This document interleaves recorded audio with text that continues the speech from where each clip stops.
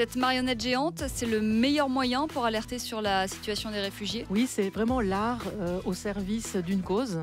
Et c'est très poétique, cette marionnette géante qui en fait est habitée par un échassier qui manipule la tête, les yeux et la bouche avec des manettes. Et on a deux autres marionnettistes qui font bouger ses bras.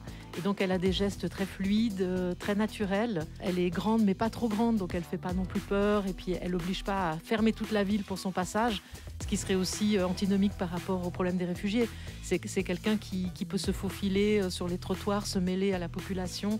On n'a pas besoin de lui dérouler le tapis rouge. Nous, le message qu'on a voulu faire passer aussi, c'est qu'on l'a fait démarrer à la Place des Nations, où elle veut chercher de l'aide au HCR et à l'ONU, et elle n'en trouve pas.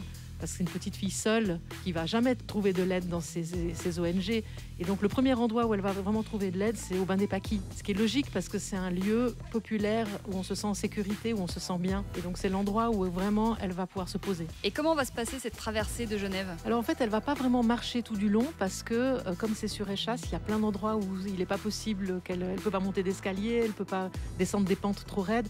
Donc en fait, elle va apparaître à différents endroits. On va pouvoir la voir à la Place des Nations à 14h. Et à chaque fois, ce sont des haltes d'à peu près une demi-heure. Ensuite, elle va apparaître au Bain des Paquis pendant une demi-heure.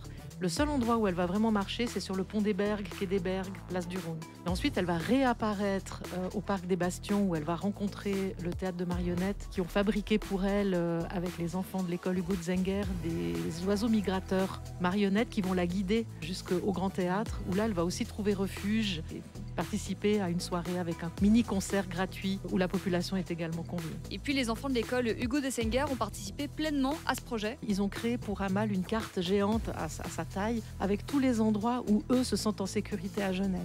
Tous les endroits qui sont importants pour eux et où ils aiment être.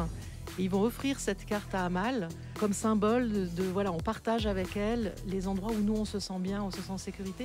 Et ça a été l'occasion de faire un travail là-dessus en classe, de dire voilà, vous avez l'école où vous vous sentez bien, la maison, etc. Il y a des petites filles de votre âge ou des enfants de votre âge qui n'ont pas ces lieux où ils se sentent en sécurité et qui n'ont pas de repères. Et je pense que de ramener l'animation à leur propre vie, ça a été assez